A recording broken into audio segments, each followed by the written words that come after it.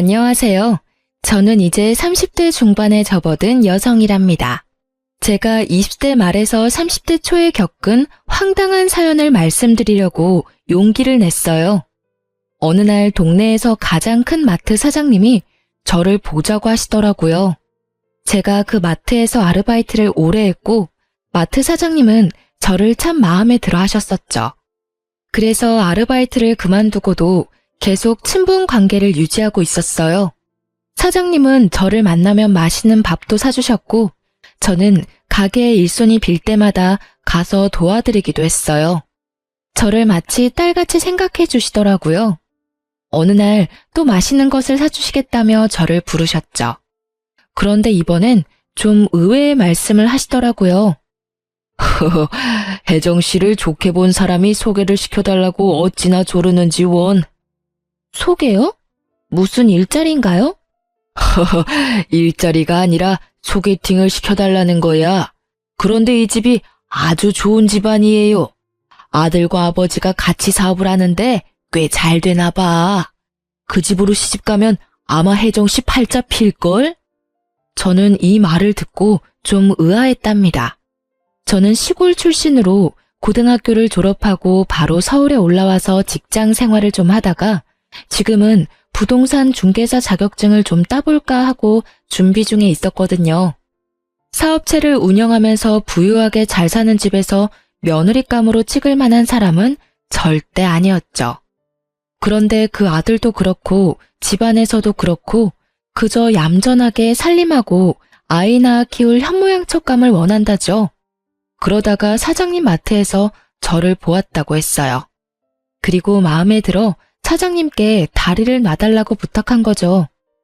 얘기를 들어보니 서울에 얼마 남지 않은 일반 주택에서 살고 있는데 경치도 풍광도 마치 외국 예쁜 도시 같은 방배동에 있는 큰 집에서 살고 있다는 것이었어요. 저 역시 굳이 결혼 생활과 직장을 병행해야겠다는 생각은 없었기에 사장님이 말씀하신 대로 한번 만나나 보자 싶었죠. 안녕하세요. 혜정 씨 말씀 많이 들었습니다. 저는 굳이 내세울 게 없는 사람이라서 아마 사장님이 다 말씀하셨을 거예요. 첫마디를 떼는데 아주 겸손하게 자신을 소개하더라고요. 인상을 보니 부잣집 아들답게 아주 귀티나는 인상이었어요. 남자 피부가 어찌나 하얀지 여자 피부 같더군요. 얼핏 보기에도 밖으로 나다니지 않고 사무실에만 있는 사람으로 보였어요. 아무튼 첫인상이 나쁘지 않은 사람이었답니다. 그래서 두 번째, 세 번째 만남을 가지게 되었죠. 3번 정도 만났을 뿐이었는데 그 사람은 제가 편했는지 먼저 만났던 여자와의 연애담까지 들려주는 거였어요. 남들이 보면 잘 나간다고 할 만한 커리어우먼이었는데 어떻게든 자기 주장을 관철시켜야 속이 풀리는 성격이었대요. 그런데 이 남자는 그런 성격과는 반대의 성격을 가진 것 같았어요. 먹는 것이든 만나는 장소든 굳이 자신의 뜻을 내세우지 않더라고요. 몇 번을 더 만나보았지만 뭐든지 저를 먼저 배려했고 여러 가지 면에서 여자한테 자상한 남자였어요. 만난 지 6개월 정도가 되었을 쯤에 생각보다는 좀 이른 프로포즈를 받게 되었어요. 하긴 그 사람이나 저나 홍기가 꽉 찬 나이였죠. 우리 집에서도 제 결혼에 대한 걱정이 슬슬 나오기 시작했고 그 사람 집안에서도 빨리 며느리를 보기를 원한다고 했어요. 그래서 서둘러 상견례 날짜를 잡았죠. 다행히 상견례는 화기애애한 분위기에서 잘 끝났답니다. 그리고 결혼 준비를 위해서 우리 엄마와 그 사람의 어머니가 만나면서 결혼 준비가 조금 삐끗하더라고요. 다름이 아니라 예단 때문이었어요. 예비시댁은 아버지 쪽으로 형제가 3분이시고 어머니 쪽으로 5남매라고 하시더군요. 그런데 아버지 쪽이나 어머니 쪽이 모두 좀 사시는 집안들이라서 결혼할 때 예단들이 좀 크게 오고 갔던 모양이더라고요. 그러니까 예비 시어머니의 말은 받았으니 갚아주어야 한다는 것이었죠. 그런데 말씀하시는 것을 들으니 샤넬이니 구찌니 하는 브랜드 이름이 왔다 갔다 했고 심지어 아버지 형제 되시는 분들께는 명품 로고가 붙은 양복 한 벌씩은 모두 해드려야 한다는 거였어요. 이 밖에도 요구가 많았죠. 우리 집도 사실 시골에서 그렇게 가난한 집안은 아니었지만 예비 시어머니가 말하는 그런 예단을 모두 갖춰주는 것은 거의 불가능한 일이었답니다. 그래서 결혼 준비가 일단 소강 상태에 들어갔어요. 뭐야, 집안 형편 안 본다면서. 그런데 이렇게 예단을 크게 해오라고 하시니 이건 나를 며느리로 맞이하기 싫다는 얘기나 마찬가지잖아. 그게 아니라 엄마도 조심스럽게 말씀을 꺼내신 거라고 하시더라고. 받은 것이 있으니 돌려줘야 할 텐데 어떡하나 하고 말이야. 이건 자기가 이해를 좀 해줘. 그 대신 우리 살 집값은 넉넉하게 해주신다고 했어. 예비 남편을 통해서 그 정도 예단 준비는 우리 형편으로서는 불가능한 일이라고 몇 번을 전했는데도 남편의 어머니가 그 예단에 대한 입장을 굽히지 않더라고요. 자꾸 이러시면 우리 집 형편상 나는 이 결혼 다시 생각할 수밖에 없어. 부모님 사시는 집 팔아서 예단 준비를 할 수는 없잖아. 결국 결론이 나지 않을 이야기가 돌고 돌다가 예비 시집에서 한 가지 제안을 하더라고요. 지금까지 받은 것을 생각해서 어느 정도 수준을 맞춰서 돌려줄 수밖에 없으니 예단은 시댁에서 알아서 하겠다는 것이었어요.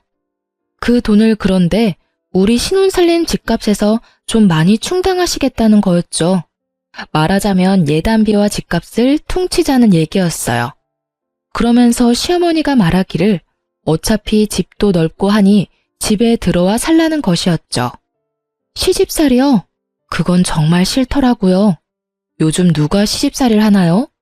그리고 요즘 경향은 시부모가 오히려 며느리를 데리고 사는 것을 기피한다고 하잖아요. 며느리 시집살이라는 말이 괜히 나왔겠어요?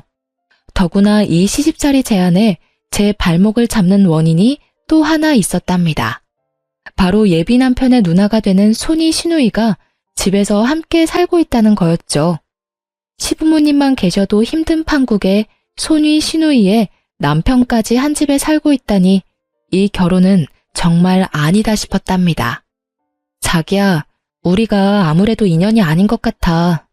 나는 부모님 모시는 것도 자신이 없지만 시누이하고 한 집에 사는 건 정말 자신 없어. 그러니 우리 그냥 이쯤에서 결혼 얘기 접자. 예비 남편이 한동안 말이 없더라고요. 그러다가 고개를 들어 창밖을 보는데 눈물이 반짝이는 게 보였죠. 그리고 그 반짝이는 것을 들키지 않으려는 듯 천장을 바라보기도 하는 거였어요. 제 나이가 몇인데 지금까지 연애 한번 못 해봤겠어요. 결혼 얘기가 나온 적은 없었지만 헤어지던 순간에도 남자의 눈물은 본 적이 없었답니다. 그동안 시집의 예단에 대한 고집과 그럴 여유가 없다는 저 사이에 끼어서 이 사람이 중간에 죽어났겠구나 싶었죠. 모든 걸 다 떠나서 내 마음을 좀 생각해줘. 그리고 우리 누나는 조금 있으면 나갈 사람이야. 길게 같이 살 생각 아니고 지금 매형이 하는 일이 잘 안 돼서 잠시만 우리 집에 살고 있는 거야. 그러니까 제발. 여자의 눈물에 약한 것이 남자라고 하더니 제 경우는 남자의 눈물 몇 방울에 마음이 약해진 케이스였어요. 생각만 해도 싫은 시누이까지 같이 사는 시집살이였지만 잠시라고 하니 일단 이 사람을 믿어보자는 쪽으로 마음이 조금씩 기울었답니다. 이렇게 얘기가 풀리면서 결혼 준비는 다시 활기를 띠었어요. 신혼여행도 해외로 열흘이나 보내주더군요. 시누이까지 있는 시집에 들어와 살기로 한 며느리에게 미안하다는 뜻에서 보내주는 것이라고 했다죠. 그렇게 달콤한 허니문이 끝나고 신혼살림에 들어갔죠. 물론 결혼 전에도 인사차 간 적이 있었지만 시집을 가서 집을 여기저기 돌아보니 그냥 휙 보았을 때보다 훨씬 넓더군요. 거기다 마당까지 넓어서 이 집을 관리하는 것만 해도 큰일이라는 생각이 들었어요. 그리고 시부모가 기거하는 안방을 잠시 들여다보니 작지 않은 사무실만큼 넓더군요. 일단 음식 마련하는 일만 해도 큰일이었어요. 모두 6식구가 먹고 살아야 하는 일이었죠. 신혼여행이 끝나고 인사를 받겠다고 거실에 앉아있는 시부모와 시누이 내외를 보자 한숨이 저절로 나오더군요. 신혼여행에서 돌아와서 다음 날부터 부엌살림에 대해 우선 배우기 시작했죠. 지금은 시누이와 시어머니가 같이 밥을 해먹고 살고 있었는데 이전에는 가정부가 있었다고 했어요. 그런데 처음엔 괜찮더니 날이 갈수록 해이해져서 내보냈다죠. 시누이는 아주 익숙한 솜씨로 제게 시범을 보였답니다. 그런데 저는 시누이가 제게 부엌 살림의 시범을 보이는 동안 정말 적지 않게 놀랄 수밖에 없었어요. 형님, 식구는 6식구인데 이 정도 양은 7, 8인분은 훨씬 넘겠는데요. 이렇게 음식을 미리 많이 만들어 놓으면 다 남아서 버리지 않을까요? 아니, 이게 우리 집 한 끼분이야. 우리 엄마 아빠가 대식 가셔. 그리고 아버지 사무실이 이 근처에 있어서 밖에서 점심 저녁을 해결하지 않고 집으로 드시러 오는 경우가 많거든. 그래서 항상 여분의 음식이 있어야 돼. 그리고 시부모님은 식사를 부엌 식탁에서 아들, 딸 내외와 함께 하시지 않고 꼭 안방에서 따로 드시더라고요. 제가 죽어라고 음식을 만들어 놓으면 시누이가 안방으로 음식을 가져다 드렸죠. 그리고 시아버지, 시어머니가 간식도 즐겨 드시니 저더러 나가서 사오라고 차키를 자주 주더군요. 그리고 시아버지는 술, 담배도 즐겨 하시는 분이었어요. 한번 살아나갈 때마다 꽤 많은 양의 간식거리와 음료, 그리고 맥주 등의 주류, 담배 등을 사다 달랐죠. 제가 조금씩 일에 익숙해지자 시어머니와 시누이가 조금씩 손을 보태주기는 했지만 거의 모든 일을 저 혼자서 맡아 하게 되었죠. 그런데 그렇게 완전히 손을 떼버렸으면 차라리 좋았을 텐데 손만 떼고 입으로는 여전히 살림에 관여를 하는 것이었어요. 말이 좋아 관여한다고 하는 것이지 시누이는 제가 하는 일을 거의 관리, 감독하는 것 같았죠. 부엌 식탁에 앉아서 이래라 저래라를 반복하더군요. 정말 짜증이 머리 끝까지 솟더라고요. 솔직히 말해서 어머니가 집안일에서 손을 거의 떼셨다면 이 살림은 제 살림 아니겠어요? 이미 출가한 딸이 친정에 얹혀 살면서 시어머니가 해야 할 일을 자신이 하고 있는 것이었죠. 자기, 누나 금방 나간다고 했었잖아. 그런데 내가 보기엔 절대로 나갈 생각 없어 보이던데? 약속한 거하고 틀리잖아. 도대체 언제 내보낼 건데? 가뜩이나 일도 많을 텐데 누나가 도와주니까 없는 것보다 낫지 않아? 우리 엄마 아빠 음식 만들어대는 것만 해도 힘들 텐데 누나가 도와주잖아. 솔직히 주제 넘잖아. 출가한 딸이 얹혀 살면 나 죽었다 하고 살아도 미울 판인데 할 말 다 하고 어머니 대신 시집살이 다 시키고 도대체 당신 누나가 뭔데? 제가 이렇게 말할 때는 남편의 입에서 알았으니 어떻게든 빨리 내보내겠다는 말이 나오기를 기대한 거였어요. 그런데 남편의 다음 반응은 그야말로 의외였죠.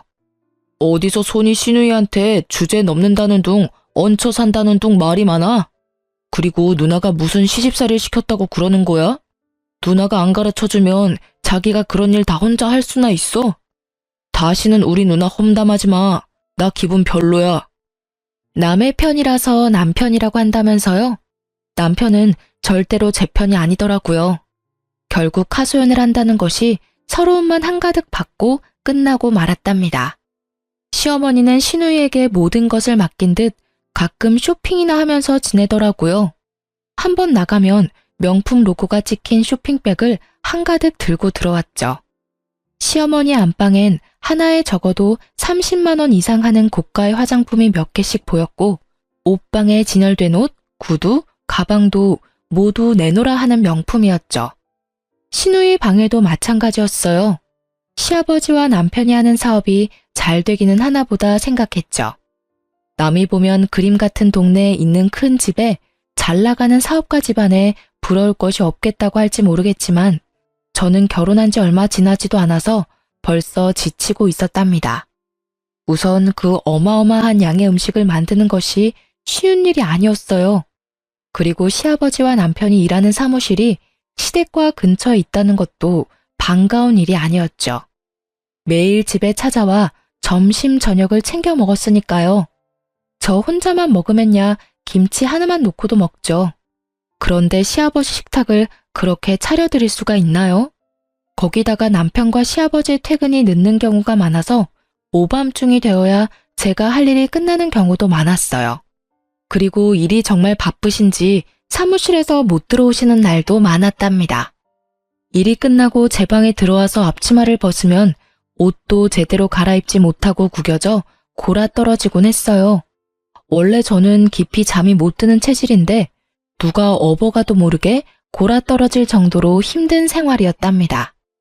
그렇게 힘든 하루하루가 지나고 있던 어느 날 친구들한테 갑작스럽게 전화가 온 날이었어요.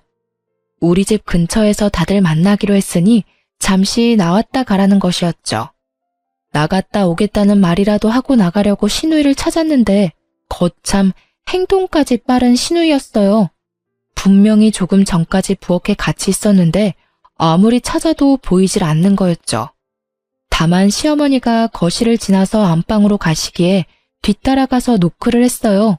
아무 대답이 없더라고요.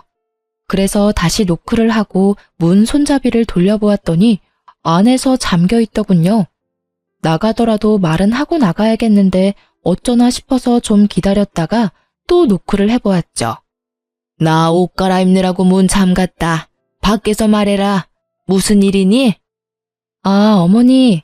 친구들이 근처에 와 있다고 잠시 나오라고 해서요. 2시간만 나갔다 들어올게요. 어머니가 귀찮다는 듯한 말투로 그러라고 하더라고요. 그래서 저는 혹시 몰라 식탁에 어머니가 먹을 점심 식사를 준비해두고 하늘하늘한 천으로 덮어두고 친구들 모임에 나갔죠. 그런데 모임에 나가기 위해 대문 밖을 나서다가 웬 아줌마가 우리 집 주변을 배회하는 것을 보게 되었답니다. 그런데 그 아줌마가 대문에서 나오는 저를 보더니 얼른 시선을 피하면서 다른 곳으로 가버리는 것이었어요. 그저 길을 찾는 사람이겠지 했답니다. 나가서 수다를 떨다 보니 저녁을 준비할 시간에서 조금 지난 시간에 집으로 돌아가게 되었어요. 자네, 도대체 살림하는 사람이 어딜 이렇게 돌아다니다 오는 거야? 그리고 저 식탁에 차려놓은 건 누구 코에 붙이라고 차려놓은 거냐고. 나가기 전에 형님을 찾았었어요. 그런데 안 계시기에 어머니 드실 것만 차려놓고 나간 건데요. 뭐가 잘못됐어요? 도대체 시부모 모시는 사람이 저녁 준비는 어떻게 하려고 이렇게 늦었냐면서 신우이가 필요 이상으로 화를 내더군요. 형님, 제 손만 손인가요? 저 오기 전에는 형님하고 어머님이 다 하셨다면서요. 며느리가 무슨 음식 만들려고 시집 온 사람도 아니고 친구들 모임에도 잠깐 못 나갔다 와요. 그리고 저한테 시집에다 이렇게 해라 저렇게 해라 하시기 전에 형님 먼저 시댁에 할 도리 하시는 게 순서인 것 같은데요. 신우이가 그야말로 길길이 뛰면서 화를 내더라고요. 얌전하고 순종적인 줄 알았더니 사람 완전히 잘못 봤다는 둥, 여자 하나 잘못 들어오면 집안이 망하게 되어 있다는 둥, 솔직히 입에 담지 못할 말까지 섞어가면서 크게 핀잔을 주더군요. 이날은 저도 지지 않고 하는 말마다 대꾸를 해주었어요. 저희 결혼하고 나면 금방 나간다는 분이 왜 이렇게 친정에 오래 계시는 건데요? 이제 그만 이사 나가셔야죠. 안 그래요? 신우이가 기가 막혔는지 아니면 할 말이 없었는지 그만하자고 하더군요. 하고 싶은 말을 하고 나니 어느 정도 속이 시원했어요. 저녁 늦게까지 일을 다 하고 방에 들어와서 오랜만에 꿀잠까지 잤다니까요. 잠을 잘 자서 그런지 다음날 아침이 날아갈 것 같더군요. 아침 식사 준비를 해서 시아버지와 남편을 출근시키고 청소기를 밀면서 콧노래가 저절로 나왔어요. 아, 깜짝이야. 아버님, 깜짝 놀랐잖아요. 언제 들어오셨어요? 저 청소하느라고 들어오신 줄도 몰랐어요. 뭐 필요하신 거 있으세요? 시아버지는 그냥 잠시 쉬러 왔다고 하고는 안방으로 가더군요. 그러고 나서 제가 청소를 하러 2층으로 올라간 사이 시아버지가 어느새 다시 나갔던가 봐요. 저녁이 다 늦어서야 잠시 볼 수 있었죠. 처음 시집 와서는 정말 몸이 너무나 힘들어서 제 방으로 들어가자마자 골아떨어지는 일이 부지기수였는데 이제는 몸이 적응이 되어서 방에 들어가서도 여러 가지 일을 할 수 있었어요. TV를 보고 깔깔거리기도 하고 인터넷도 뒤져보고 넷플릭스에서 이 영화 저 영화 보기도 하면서 시간을 보내다 잠이 들기도 했답니다. 그리고 골아떨어졌을 때는 피곤해서 꿈도 꾸지 못했었는데 이제는 꿈도 꺼지더라고요. 꿈에서 웬 불도저가 하나 나타나서는 우리 집 지하실로 쿠궁거리며 다가오는 꿈도 꾸었죠.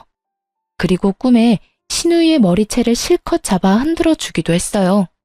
비명이 마치 지옥 저 깊은 곳에서 들려오는 소리처럼 윙윙거리며 귓전을 울렸답니다. 신우이 머리채를 잡는 통쾌한 꿈도 있었지만 깊이 잠드는 타입이 아니라서 그런지 꿈자리가 늘 어수선했답니다. 하루는 꿈에 웬 술자리가 보였어요. 남자들 몇이 상을 두고 둘러앉아서 술을 마시면서 얘기를 하는 말소리가 두런두런 들리기도 했죠. 아무튼 잠에 골아떨어지지 않게 되면서 꿈을 자주 꾸는 통에 잠이 깊질 못했고 그래서 낮에 졸린 나날이 계속되었어요. 그날도 요란스럽게 만든 아침을 먹고 시아버지와 남편이 출근을 했고 집에는 시누이와 시어머니 그리고 저만 남아 있었죠. 제가 부엌에서 물잔을 씻다가 그만 바닥에 떨어뜨리고 말았죠.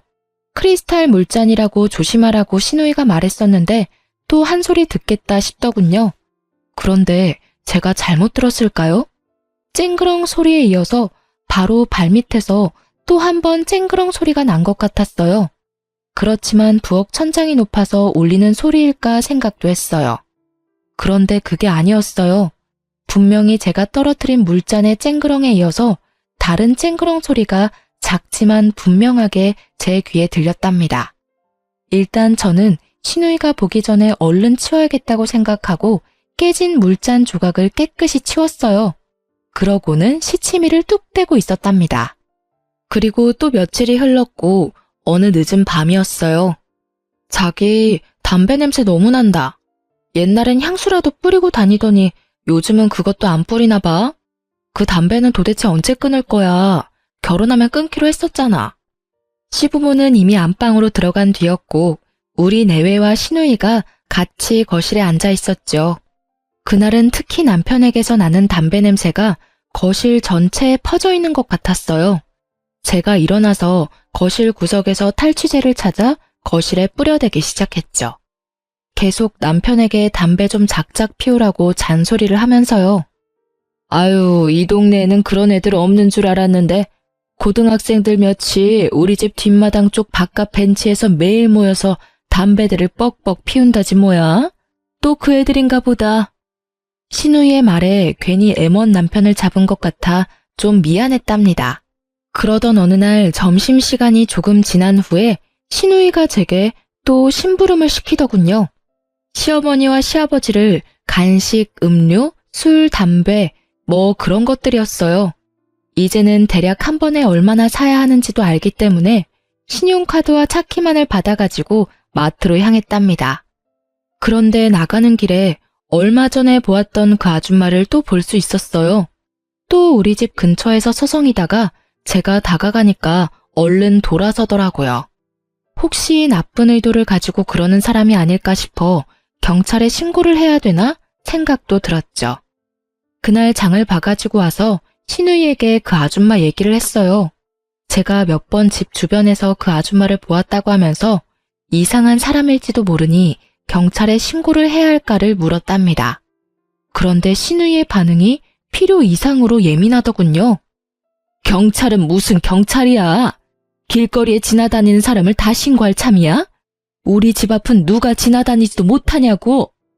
네? 그게 아니라요.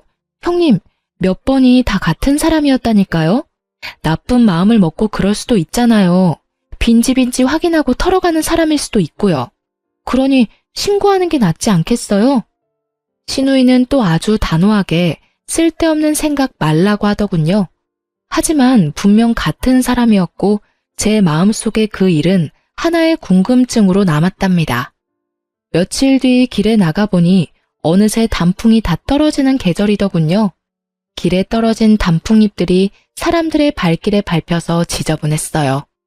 차도에까지 날린 단풍잎들이 자동차 바퀴에 밟혀 도로도 지저분했고요. 장을 다 보고 집에 돌아와 차고에 차를 두고 일부러 대문을 통해 앞마당을 가로질러 들어갔어요. 집 앞 마당에도 나뭇잎들이 떨어져서 짓밟혀 지저분할 것 같았죠. 그런데 정말 이상했답니다. 나뭇잎이 떨어진 그대로 아무에게도 짓밟히지 않은 채로 온전한 모습을 하고 있는 거예요. 기껏해야 제가 나가면서 밟은 것 정도였어요. 솔직히 식구가 6식구이고 아침마다 4사람씩 출근을 하는데도 나뭇잎이 멀쩡하다뇨. 다들 이 마당을 통해서만 나갈 수 있는데 참 이상하다 싶었죠. 그러다가 한 가지 깨달은 사실이 있었답니다. 그동안 거의 한 번도 빼놓지 않고 시아버지와 남편이 출근할 때 중문까지만 배웅을 했었다는 생각이 났어요. 따라 나갈라 치면 굳이 중문을 닫으면서 나오지 말라고 했던 남편의 말도 기억났고요. 오늘도 남편과 시아버지가 중문을 통해 나갔고 저는 현관을 나가는 것까지만 보고 들어왔던 기억이 나더군요. 시누이는 어딜 갔는지 보이지 않았고 어머니도 안방에 있는지 기척이 없었고요. 자기야, 나 자기 사무실 좀 구경시켜주라. 한 번도 안 데리고 나갔었잖아. 아버님하고 자기가 일하는 곳인데 구경이라도 해야지. 사무실에 책상하고 의자밖에 더 있어. 구경하긴 뭘 구경하겠다는 거야? 생산하고 유통은 다 다른 곳에서 이루어지고 사무실은 그야말로 생산, 유통을 기록하는 곳일 뿐이라고. 굳이 그렇게 저를 데리고 나가지 않으려는 이유도 알 수 없었어요. 제 마음속에 짙은 의심의 먹구름이 뭉게뭉게 일었답니다. 점점 이상한 생각이 들기 시작했어요. 한 가지가 이상하다고 생각이 되니 그 밖에도 여러 가지 일들이 이상하다는 생각이 들었죠. 우선 시어머니도 이상했죠. 아침을 먹고 방에 들어가면 쇼핑을 하러 나가는 날을 제외하고는 하루 종일 나오질 않는 거였어요. 도대체 안방에서 혼자서 뭘 하길래 그렇게 나오질 않는 것일까요? 그리고 시누이 남편에 대한 생각도 들더라고요. 아침을 먹고는 항상 어느새 사라지고 없었다는 것을 저는 이제 깨닫고 있었답니다. 처가의 재산을 믿고 그러는지 특별한 직업이 없는 사람이었어요. 그런데 매일 어디를 가는지 집에 없는 것이었죠. 결국은 이 궁금한 문제들을 하나씩 풀어보려 마음을 먹었죠. 시어머니가 한번 들어가면 도통 나오지 않는 안방을 살피기 시작했어요. 그래서 저는 시누이가 심부름을 시키는 날 마음을 굳게 먹고 현관문을 나간 다음 다시 살그머니 안으로 들어왔답니다. 우리 방에 몸을 숨기고 바깥을 조금씩 살피면서 안방 문이 열리길 기다렸어요. 드디어 육중한 안방 문이 열리더군요. 그런데 그 방에서 시어머니와 함께 시누이도 나오는 것이었어요. 두 사람이 함께 나와서 뭔가를 의논하는 것 같더니 부엌으로 향하더라고요. 정말 모험이었지만 저는 얼른 발소리가 나지 않게 안방으로 가서 방문 안을 들여다보았어요. 일단 보기에는 이상할 것이 없었고 단지 장롱문이 열린 채 있었답니다. 그런데 저는 안방에 들어서면서 도대체 어디서 풍겨오는지 모를 아주 지독한 담배 냄새를 맡을 수 있었어요. 그러고는 분명히 장롱 뒤쪽에서 웅얼거리는 사람들의 소리를 들었죠. 정확한 내용은 알 수 없었지만 분명히 여러 사람들의 목소리가 섞여 있었어요. 너무나 무서워서 그만 안방을 뛰쳐나와 우리 방으로 가서 이불을 뒤집어 쓴 채 덜덜 떨었답니다. 그렇게 얼마나 시간이 지났을까 마음이 좀 진정된 다음에 용기를 내서 바깥으로 나갔어요. 뭐야? 내가 심부름 보냈었잖아. 여태 안 가고 뭘 하고 있는 거야? 형님, 제가 글쎄 신용카드를 안 가지고 그냥 나갔더라고요. 그래서 가다가 그냥 돌아왔어요. 카드 가지고 다시 나가야 해요. 시어머니와 시누이가 젊은 애가 정신이 없다며 혀를 끌끌 찼고 저는 얼른 바깥으로 나와 차에 시동을 걸고 전 속력으로 달렸죠. 집에서 먼 거리를 달려왔다 싶었을 때 주차할 만한 곳을 찾아 차를 멈췄어요. 그리고 생각을 하나씩 정리하기 시작했어요. 분명히 집안에 제가 알고 있는 사람 말고 다른 사람이 있다는 결론을 내렸죠. 장롱 뒤쪽에서 들리던 소리, 결코 제가 잘못 들은 것이 아니었답니다. 그러고 보니 안방에서 거의 나오지 않던 시어머니와 그 알 수 없는 목소리의 주인공들의 관계가 궁금할 수밖에 없었죠. 도대체 이런 일들을 어떻게 설명하면 좋을까요? 그러다가 제가 한 가지 기억을 놓치고 있다는 것을 깨달았어요. 바로 집 근처를 배회하던 그 아줌마에 대한 것이었죠. 경찰에 신고하자고 했더니 시누이가 펄쩍 뛰던 일도 생각났고요. 정말 무서워서 집으로 돌아가고 싶지 않았지만 제 남편이 관련된 일이었어요. 이렇게 말 한마디 없이 도망치고 말 수는 없는 일이었죠. 그래서 집으로 돌아갔는데 동네 어귀에 들어서면서 그 아줌마를 또 볼 수 있었어요. 얼른 내려서 아줌마를 붙잡았죠. 아줌마는 처음에 저를 겁내하더군요. 아줌마, 저희 집 주변을 자꾸 왔다 갔다 하시는 이유가 있죠? 왜 그러시는지 얘기 좀 해주세요. 저 겁내지 마시고요. 저 역시 알고 싶은 일이 있어서 그래요. 아줌마가 제가 누구인지를 물었고 저는 시집 온 지 얼마 안 된 며느리라고 스스로를 소개했죠. 세댁, 나는 그 집에서 일하던 가정부예요. 일단 일이 너무 힘이 들어서 그만두고도 싶었고, 그리고 그 집 사람들 다 너무나 이상한 사람들이에요. 세댁 혹시 그 어마어마한 집이 자가가 아니라 새 들어 산다는 거 알아요? 새를 들어 산다니 정말 처음 듣는 말이었어요. 도대체 그 비싼 동네에 그것도 그 큰 집에서 보증금은 얼마며 만일 월세라면 도대체 얼마를 내고 산다는 말인가요? 아줌마가 말해주더군요. 적어도 1,000만 원 가까이 세를 주면서 살고 있다는 것이었어요. 그걸 어떻게 알았느냐고 했더니 의외로 우리 시집이 그 집으로 이사 온 것이 얼마 안 되었다는 것이었죠. 부근의 인력 사무실에서 아줌마는 인기가 좋은 사람이었다고 했어요. 요리 솜씨가 좋고 깔끔해서 써본 사람들은 다시 찾는다고 하더군요. 그래서 아줌마가 시집의 입주 가정부로 고용이 되었다는 것이었죠. 그런데 무슨 공사를 하는지 안방과 지하를 인부들이 왔다 갔다 하면서 공사를 하더라는 것이었어요. 기간도 꽤 걸렸고 마당에 쌓인 자재들을 볼 때 큰 공사였다는 것이었어요. 공사가 다 마무리되었을 즈음 어떤 사람이 찾아왔는데 동네 사람들에게서 얘기를 들었다며 집안에 어떤 공사를 했는지 따져 묻더라는 것이었죠. 그런데 시어머니와 시아버지가 지하실이 지저분해서 깨끗하게 개조해 놓았노라고 그 사람들을 달랬다더군요. 원하면 나갈 때 원상복귀 하겠다고 했고요. 그때 아줌마도 슬그머니 집주인과 시어머니를 따라 지하실에 내려가 보았다고 했어요. 아니나 다를까 지하실이 아주 깨끗하게 사람이 거주해도 될 정도로 공사가 되어 있었다는 거였어요. 집주인은 지하를 다른 사람한테 세를 놓지 않겠다는 약속을 받고 돌아갔다죠.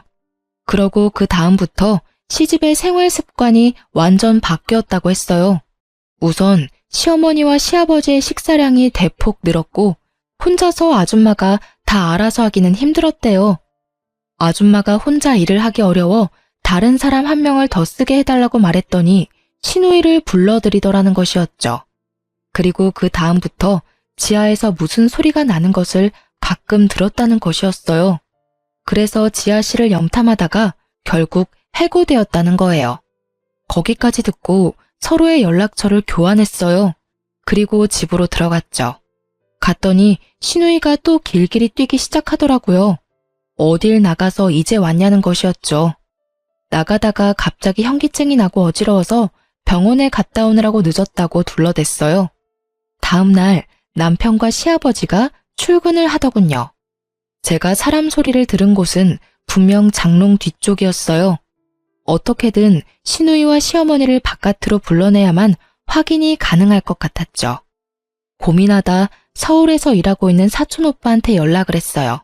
저희 친정 큰아버지의 아들이었답니다. 오빠가 이야기를 자세히 듣고 잠시 생각하더니 제게 기막힌 방법 한 가지를 알려주었어요. 하지만 그 계획을 실행할 기회가 쉽게 오지는 않더라고요. 그 사이에 남편에게 언지를 주기도 했죠. 이 집이 자가가 아니라는 사실을 동네 사람들을 통해 들었다고 했어요. 남편이 흠칫 놀라더군요. 그리고 제가 남편을 떠보았어요. 도대체 왜 이렇게 큰 집에서 새를 들어 살아야 하느냐. 시누이네를 내보내고 집을 줄여 작은 아파트로 이사해도 비용을 크게 줄일 수 있을 것 아니냐고요. 남편이 자신은 결정할 권한이 없으며 부모님이 다 알아서 한다고 하더군요. 그리고 그 다음부터 그 얘기만 나오면 예민하게 구는 것이었어요. 저는 조용히 근거를 모아나가기 시작했어요. 그동안 제가 못 보았던 집안의 공간들을 살펴보라는 오빠의 말에 미지의 지하실도 살펴보기로 했죠. 마당에서 지하실로 들어가는 통로는 튼튼한 쇠문으로 되어 있었고 자물쇠까지 잠겨 있더군요. 그리고 뒷마당도 살펴보았어요.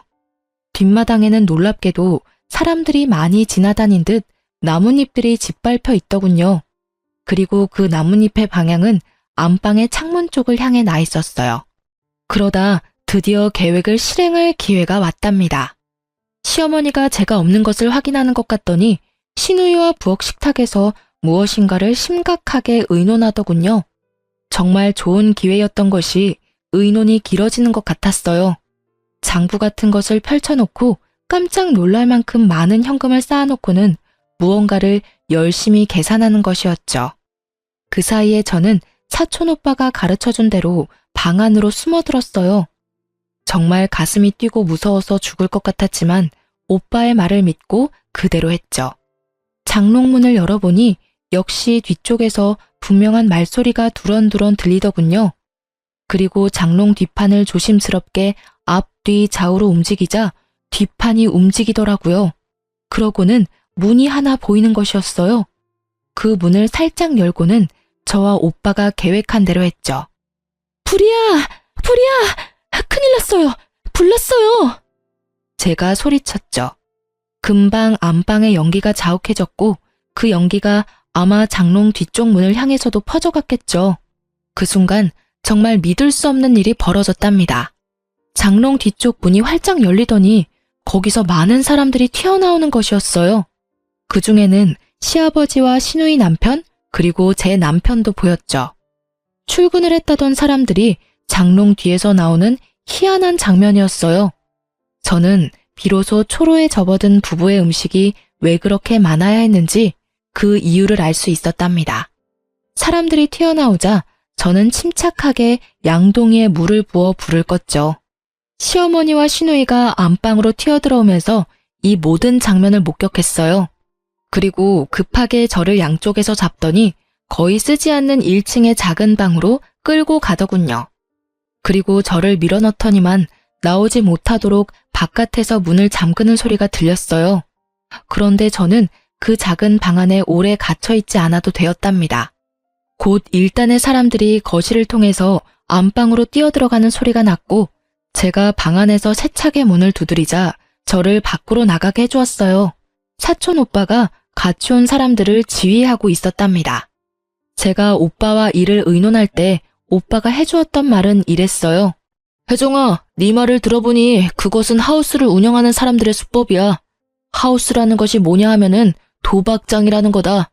아마 몰래 모여서 도박을 하고 있을 거야.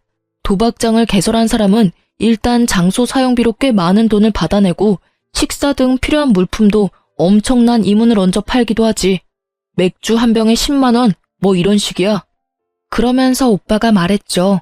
기회가 올 것이니 기회가 오면 놓치지 말고 오빠가 시키는 대로 하라고요. 저는 그 기회를 보다가 안방에 양동이를 가져다 놓고 그 안에 불을 지펴 연기를 냈던 것이었답니다. 우리 오빠는 말이죠. 서울중앙지검에 근무하는 검사였어요. 우리 집안의 자랑이자 긍지였죠. 저에게 그렇게 하도록 시켜놓고는 집 주변을 수사관들이 매일 감시를 한 것이었어요. 제가 결정적인 증거가 드러나게 하는데 큰 역할을 한 것이죠. 장롱의 통로를 통해 기어나온 사람들이 줄줄이 연행되었어요. 남편과 시아버지 그리고 시누이 남편도 연행되었죠. 저는 참고인 겸 증인으로 검찰 수사관들과 동행했고 가정부 아줌마도 참고인으로 와 있더군요. 제가 시모와 시누이에게 말했어요. 그렇게 번 돈으로 명품으로 휘감고 사는 것이 그렇게 좋던가요? 남의 집을 빌어서 도박장을 개설할 정도로 돈이 그렇게 좋았어요? 그렇게 해서 모은 돈으로 앞으로 무엇을 하려고 했는데요? 내 짐작이지만 아마 생각보다 저축이 많지 않을 것 같네요. 그렇게 번 돈은 금방 써버리기 마련이니까요. 정말 성실하고 힘들게 번 돈이라야 귀중한 것을 아는 법이죠. 아이고, 며느리 하나 잘못 들여서 집안이 망했구나. 옛말에 개같이 벌어서 정승같이 쓰라는 말이 있지 않니? 나는 내 나름대로 그렇게 쓴 거다. 지하에 음식 날라다 주고 심부름 해주는 일은 뭐 쉬웠을 것 같니?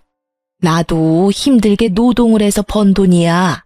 그렇게 해서 사람들이 부러워하는 물건들 좀 사들였다. 이게 정승같이 쓴 거 아니겠니? 궤변 중에서도 인류 역사상 최고의 궤변이네요. 한 사람도 아닌 온 식구가 그런 생각을 하는 것 같으니 그것도 정말 희귀한 일이고요. 남편과 시아버지는 이미 상습 도박으로 여러 번 처벌을 받았다죠. 그리고 남편은 이미 한 번 이혼을 한 전력이 있더군요. 그것도 남편의 도박병 때문이었죠. 이혼 후에도 그 사실을 들키지 않기 위해선 번듯한 가정을 꾸려 멀쩡하게 살아가는 척 연기를 할 필요가 있었죠. 하지만 비밀을 숨기기 위해선 이것저것 많이 아는 똑똑한 서울 아가씨들보다는 시골에서 순박하게 자라난 며느리가 좋았을 테고요. 아이씨, 시골뜨기라 아무것도 모를 줄 알았는데 완전히 잘못 짚어서 집안 망했네.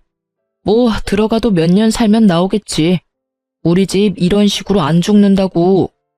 사촌오빠가 이번엔 아마도 빨리 나오지는 못할 것이라고 말해주더군요. 시아버지의 도박병은 이미 젊은 시절에 시작되었대요. 그 아버지의 그 아들인지 일확천금을 노리는 경향이 똑같았다더군요. 남편은 도박 때문에 입건되면서 회사에서 해고를 당하고는 아예 이 길로 들어선 것이었어요. 가슴에 손을 얹고 생각해봐. 회사에서 하루하루 열심히 일하고 한 달에 한 번 월급을 받는 그 기쁨이 기억이 나나? 그런 기쁨을 내던지면서 이런 두려움 속에서 돈만 추구하고 살았다고? 그리고 도박 뒤치다꺼리를 위해서 결혼을 했다고? 충고하지만 자식은 낳지 마라. 좋은 것을 가르칠 것 같지가 않아. 내가 보기엔 모두 구제불능이거든. 이혼 서류의 도장을 받으러 구치소로 갔죠. 남편은 여전히 들킨 것이 억울한 모양이더라고요. 저를 보고 이를 가는 표정을 보고 알 수 있었어요. 가족 전부가 도박 개장죄로 실형이 선고되었고 적어도 3년 동안 사회에서 마주칠 일은 없답니다. 남편과 이혼하고 저는 작은 회사에 취직을 했답니다. 주경 야독이라고 낮에는 일을 하고 퇴근 후에는 공인중개사 시험을 위해 열심히 공부를 하고 있어요. 적은 임금이지만 아껴 쓰며 저축도 조금씩 하고 있죠. 저금 통장이 한두 푼씩 불어나는 그 재미를 남편과 시집 식구들은 당연히 모르겠죠. 지금까지 제 결혼에 얽힌 이야기를 해드렸네요. 꽤 충격적인 이야기였을 텐데 시간 내서 들어주셔서 감사합니다. 좋은 하루 되시길 바랍니다.